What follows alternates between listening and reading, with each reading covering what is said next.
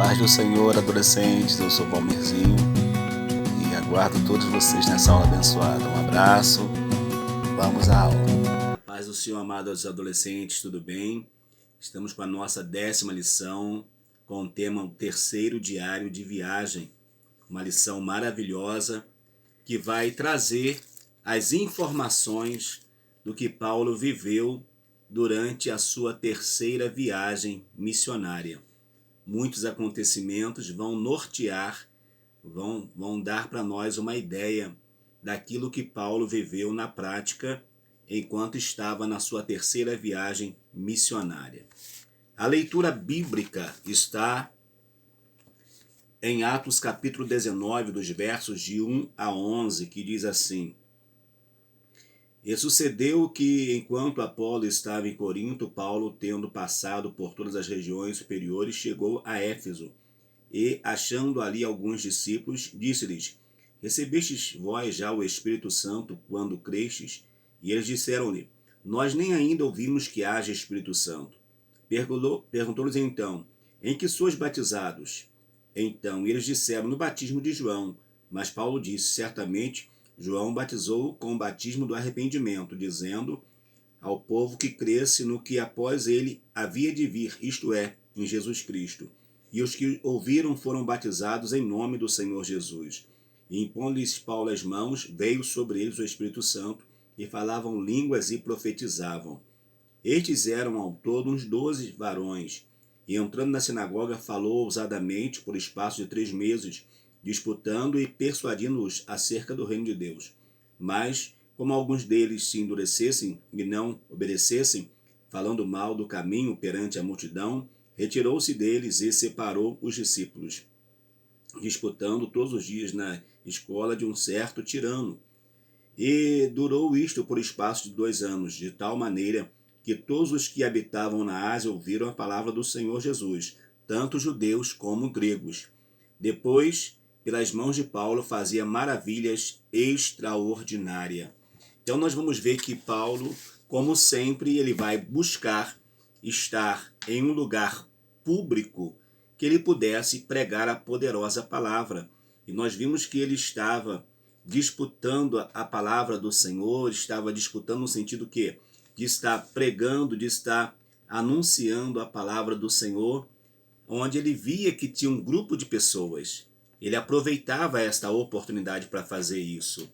E, como sempre, alguns criam na mensagem que ele pregava e outros não. Mas, como nós lemos, todos ouviram, todos daquela região ouviram falar do nosso Senhor e Salvador Jesus Cristo. A mensagem diz assim: Eu disse com firmeza aos judeus e aos não-judeus que eles deviam se arrepender dos seus pecados, voltar para Deus e crer no Senhor Jesus. Atos, capítulo 20, verso 21.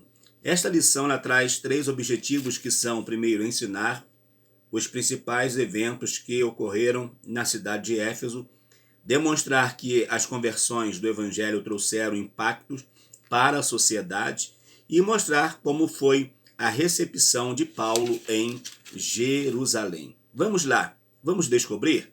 Diz assim: Nesta terceira viagem, o apóstolo Paulo permaneceu 3 anos em Éfeso. Durante esse tempo foi possível preparar obreiros e discipular os novos convertidos. Foram diversos os desafios que o apóstolo enfrentou nessa cidade, por conta da pregação do Evangelho. Desafios estes de natureza teológica e social dentro e fora da igreja. Após a estadia, Paulo dedicou-se a chegar em Jerusalém, e nesta jornada outros contratempos ganharam força, que é o que nós vamos ver a seguir. Vamos lá. Hora de aprender. Com certeza temos coisas boas para aprender nessa lição. Diz assim: através do livro de Atos, percebemos que o tempo de Paulo em Éfeso foi trabalhoso, e ele ficou lá, como nós lemos, por 3 anos. Paulo teve uma parada em Éfeso por 3 anos. O derramamento de poder em Éfeso. Um judeu chamado Apolo, que cria em Jesus, chegou em Éfeso e anunciava com entusiasmo o caminho do Senhor.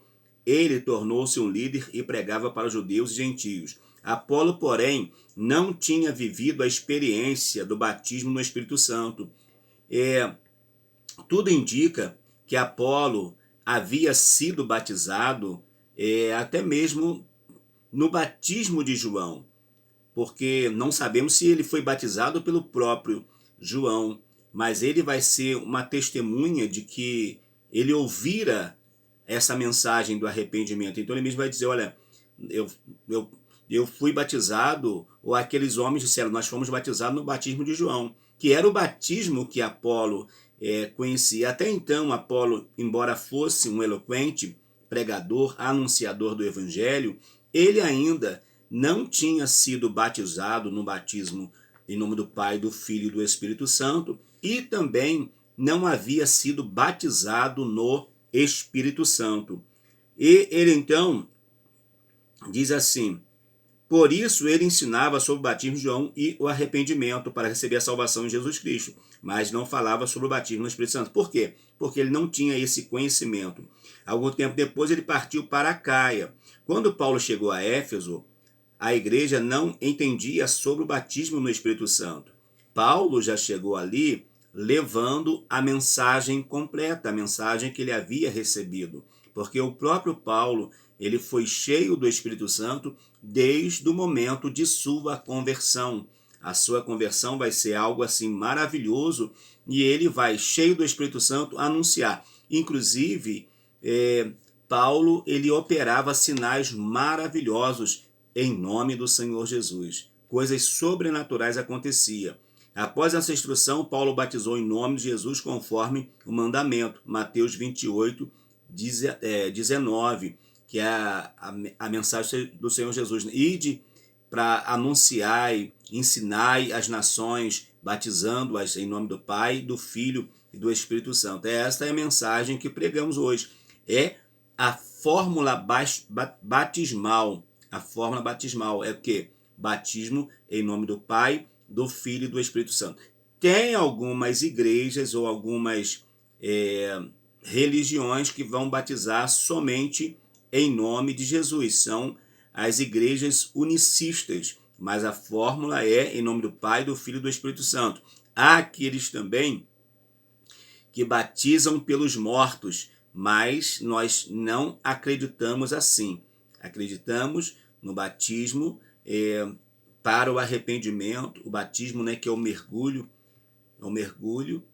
que o oficiante ele vai conduzir aquele que está sendo batizado.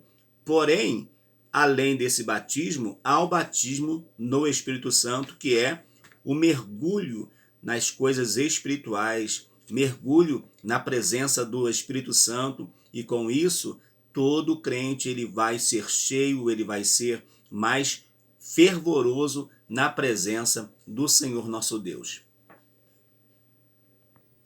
É o que nós cremos, né, no batismo por imersão. O enfrentamento de espíritos malignos. Paulo, onde ele andava, por onde ele passava, ele se deparava com muitas ações contrárias ao seu ministério. E não só isso, eram ações contrárias à verdadeira exposição da palavra do Senhor. O tempo passou e Paulo continuou ensinando sobre o reino de Deus. A Bíblia nos mostra que Deus fazia grandes milagres através de Paulo, promovendo cura de enfermos e libertação de oprimidos. Está no capítulo 19, versos 11 e 12 de Atos, que diz: Deus, pelas mãos de Paulo, fazia maravilhas extraordinárias, de sorte que até os lenços e aventais se levavam de seu corpo aos enfermos, e as enfermidades fugiam deles, e os espíritos malignos saíam. Tamanha a unção que Paulo tinha. Só que a mesma unção que Paulo tinha, nós também podemos ter hoje, porque Paulo já não está mais entre nós. Mas o poder da palavra, esse poder continua o mesmo. Estas maravilhas despertaram a curiosidade de alguns judeus e eles tentaram imitar o apóstolo invocando o nome de Jesus. O verso 13 vai dizer assim: E alguns dos exorcistas judeus ambulantes tentavam invocar o nome do Senhor Jesus sobre os que tinham espíritos malignos, dizendo: Esconjuro-vos que por Jesus é quem Paulo prega. E diz que quem faziam isso eram 7 filhos de Serva, judeu principal dos sacerdotes. O seu pai era um dos principais dos sacerdotes, porém, os seus filhos achavam que podiam fazer isso por fazer, por desejo próprio. Não, era algo de Deus. Que Paulo tinha não foi produzido por vontade dele, foi algo de Deus, a ponto de esses espíritos malignos falar na boca dessas pessoas que estavam oprimidas, dizendo: olha, eu conheço a Jesus e sei quem é Paulo, e vocês quem são? Eles vão simplesmente passar uma vergonha, porque aquele espírito maligno vai se apropriar deles, vai se apossar deles, no sentido de quê? De promoverem com eles uma verdadeira bagunça, a ponto de rasgarem as suas roupas e eles pagarem, se fosse hoje, né, na linguagem do jovem, pagaram um mico muito grande. Por quê? Porque quiseram fazer o que não era para eles fazerem. Não adianta querer imitar o poder de Deus. O poder de Deus não está para ser imitado, o poder de Deus está para ser vivido, e não só isso, para ser, vamos dizer assim, transmitido às outras pessoas, mas não no sentido de competição e muito menos nenhum tipo de vaidade. Então eles foram envergonhados porque quiseram se apropriar de algo que não era deles. 2. O conflito religioso e econômico. O número de cristãos nessa época aumentaram muito, e a cidade teve um grande Éfeso teve um grande reavivamento espiritual. É lá que Paulo vai falar para eles a questão deles permanecerem firmes com a armadura de Deus. Mesmo que eles recebessem toda a armadura, eles precisariam ficar firmes. Por quê? Os ataques que viriam ali seriam ataques grandiosíssimos, inclusive para levar muito deles até negarem a fé. Isso provocou controvérsia em meio aos produtores de objetos do templo da deusa Diana. Na cidade de Éfeso havia um grande templo dedicado à deusa Diana, ou Artemis. A movimentação religiosa nesse templo atraía milhares de pessoas todos os anos para a cidade e garantia uma grande arrecadação financeira. Ou seja, a cidade de Éfeso, ela vivia em torno desta fabricação desses nichos, dessas imagens, de tudo que era relacionado à deusa Diana ou a Artemis e ao templo. Então era uma religiosidade, as pessoas iam ali para comprar, para fazer turismo, para conhecer o templo, enfim, muitas coisas aconteciam ali. Não é diferente do que nós vemos acontecer também hoje em nossos dias. Também tem lugares que as pessoas vão por causa que tem um templo religioso, por causa disso, por causa daquilo. Eles vão também e fazem verdadeiras investimentos. E quem trabalha, quem mora nessas cidades, fazem verdadeiros investimentos para poder receberem essas pessoas que vão fazendo. Também até isso aí, não quero dizer que seja uma idolatria, longe de mim, mas às vezes acontece isso também até com algumas programações religiosas, que as pessoas param uma cidade para ir, para comprar, para negociar, acaba virando um grande mercado, né? E era o que acontecia aqui. Só que aqui, graças a Deus, houve uma perseguição no sentido de quê? Que muitas pessoas se converteram e, ao se converter, o que eles faziam? Eles abriam mão dos seus ídolos, abriam mão de tudo aquilo que poderia trazer um tipo de misticismo para eles, uma religiosidade que agora eles entendiam que não era mais uma religiosidade verdadeira, mas era algo que eles estavam praticando, sabendo que agora, se permanecessem, não era verdade. Esse movimento foi um movimento tão grande que muitos deles, eles abriram mão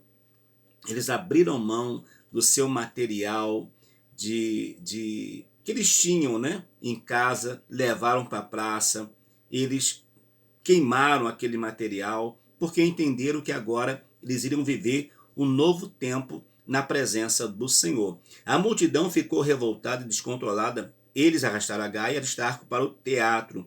Quando eles viram que começaram a perder as suas rendas, quem estava liberto, mas aquelas pessoas que eram os grandes empresários do ramo dos nichos da deusa Diana começaram a perder, o comércio começou a perder, então muitas pessoas ficaram revoltadas com estas pessoas que eles entendiam também que estava dando abrigo ao irmão Paulo, ao apóstolo Paulo. Então eles vão pegar esses homens, vão arrastar esses homens, vão levar esses homens, vão querer inquirir desses homens o porquê eles estavam fazendo isso, mas não era de forma amistosa, né? Sabemos que de fato eles como Paulo vai dizer, né?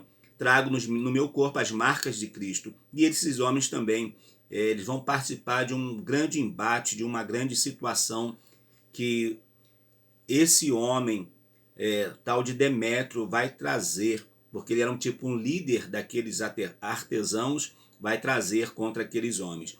O nível do conflito aumentou e os cidadãos e os cristãos puderam ser acusados de cometer, né?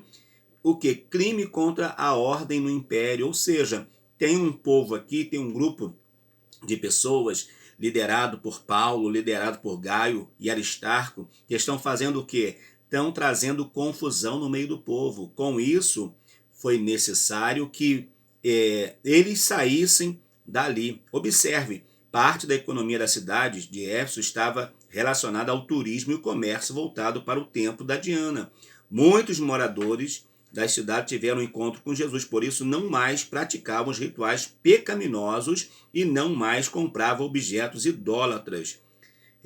Aconteceu um grande mover de Deus naquele lugar. Só que quando acontece um mover de Deus, vai acontecer também uma perseguição contra aqueles cristãos que estavam trazendo uma mensagem de libertação àquelas pessoas. Aí você vai dizer, pastor, o que você acha da idolatria? Eu não sou idólatra, mas tem aqueles que são idólatras. Estão pecando? Eu não posso dizer que estão pecando ou não. Eu posso dizer o seguinte, eu não sou idólatra, mas a Bíblia vai dizer, não sou eu que digo ou não, mas a Bíblia vai dizer. Aí eu posso até afirmar que toda a adoração que não é para Deus, infelizmente, é para o inimigo de Deus. E quem é o inimigo de Deus? Aí você analisa, aí você responde, quem é o inimigo de Deus? Se não é Deus, se não é Jesus, se não é o Espírito Santo que está sendo adorado, tem alguém por detrás de qualquer outra imagem, de qualquer outra coisa, recebendo adoração. E nesse caso, não é Deus. Aqui há uma lista, eu vou ler rapidinho aqui, o nome grego dos ídolos. Por exemplo, Zeus, o nome romano Júpiter, significado chefe dos deuses. Apolo, em grego romano Febo, significado deus da sabedoria. Ares, deus de Marte, deus da guerra. Artemis, Diana, deusa da caça. Atena, Minerva, deusa da arte da guerra. Afrodite, Vênus, deusa do amor. Demétra, Ceres, deusa da colheita. Dionísio, Baco, deus do vinho. Hades, Plutão, deus dos mortos. E Poseidon, Netuno, deus do mar. Então, todos esses deuses com nome grego tinham o seu nome romano e tinha também o seu significado. E tem também o seu significado. E a gente vê muitos filmes que tem aí, filmes antigos, que tem esses nomes desses deuses segundo a mitologia grega. 3. A parada final em Jerusalém. Após tudo ser resolvido, Paulo seguiu viagem para seu destino final. A chegada de Paulo e seus companheiros foi festejada pela igreja em Jerusalém, no capítulo 21 de Atos. O apóstolo entregou a oferta das igrejas de Macedônia e Acaia, porque Paulo, quando vai nessa terceira viagem, não somente ele, mas também os seus ajudantes naquela viagem, vai passar em algumas igrejas recolhendo, recebendo donativos, doações para a igreja de Jerusalém. Por que a igreja de Jerusalém? Porque Jerusalém havia sido destruída, muitas coisas, a profecia que Jesus havia falado, que não ficaria pedra sobre pedra, que não fosse derribada, de fato aconteceu com o templo já não era como antes. Então, vai haver uma grande perseguição, um grande mover contra Jerusalém. E com isso, aqueles irmãos também começaram a passar necessidade, começaram a pagar um preço muito grande por estar servindo ao Senhor. Então Paulo sente-se na obrigação, vamos dizer assim, de estar ajudando, fortalecendo aqueles irmãos. Porém, Paulo, quando chega ali, a princípio está tudo bem, mas alguém vai dizer que Paulo era alguém que estava pregando contra a lei de Moisés.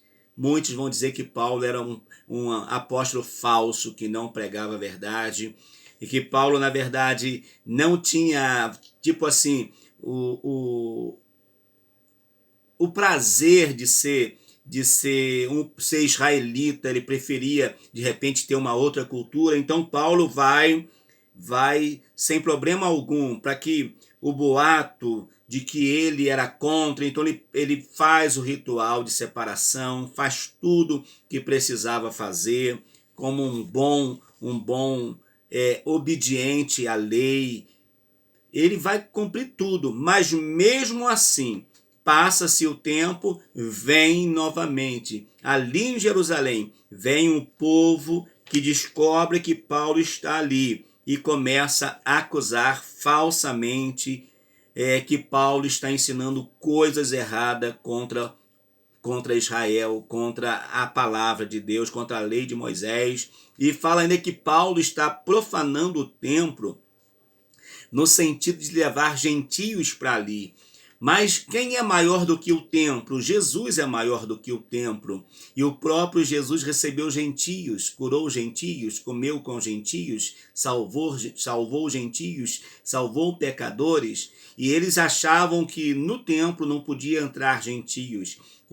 Continuavam, embora no Calvário, quando Jesus sobe ao Calvário, dá o brado, o véu rasga lá no templo de alto a baixo, ainda assim alguns judeus querem fazer a divisão. Porém, por causa disso, eles vão se levantar mais uma vez, contra Paulo e aqueles que pregavam essa palavra. Foi um grande alvoroço.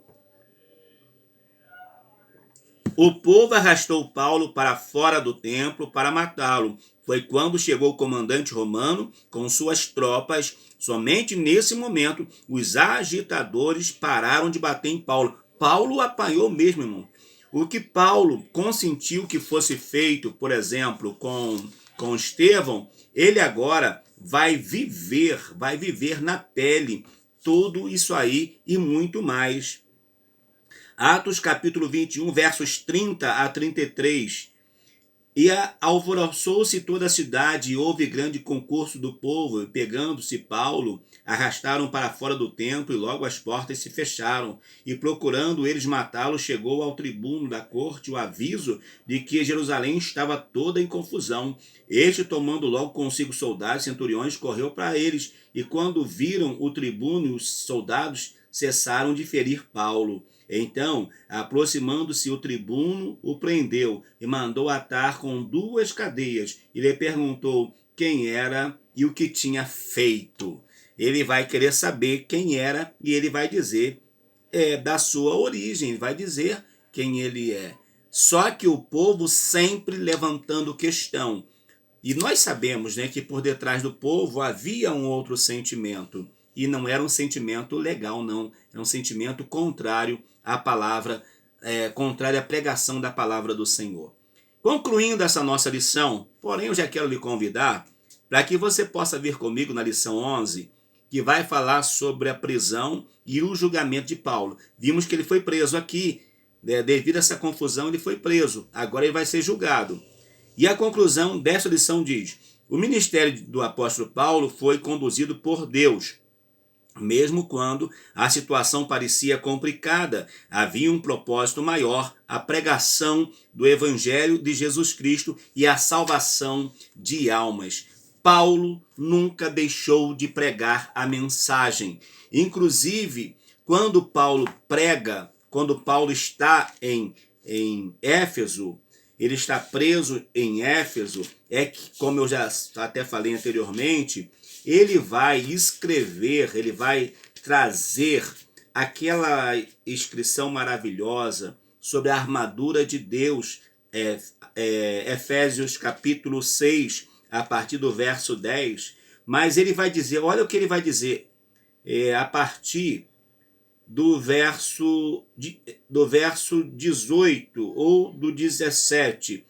Tomai também o capacete da salvação, espada do Espírito, que é a palavra de Deus, orando em todo o tempo, com toda oração e súplica no Espírito, e vigiando nisso com toda perseverança e súplica por todos os santos. E por mim, para que me seja dada no abrir da minha boca a palavra com confiança, para fazer notório o mistério do Evangelho, pela qual sou embaixador em cadeias ou em prisão, para que eu possa falar dele livremente, como me convém falar.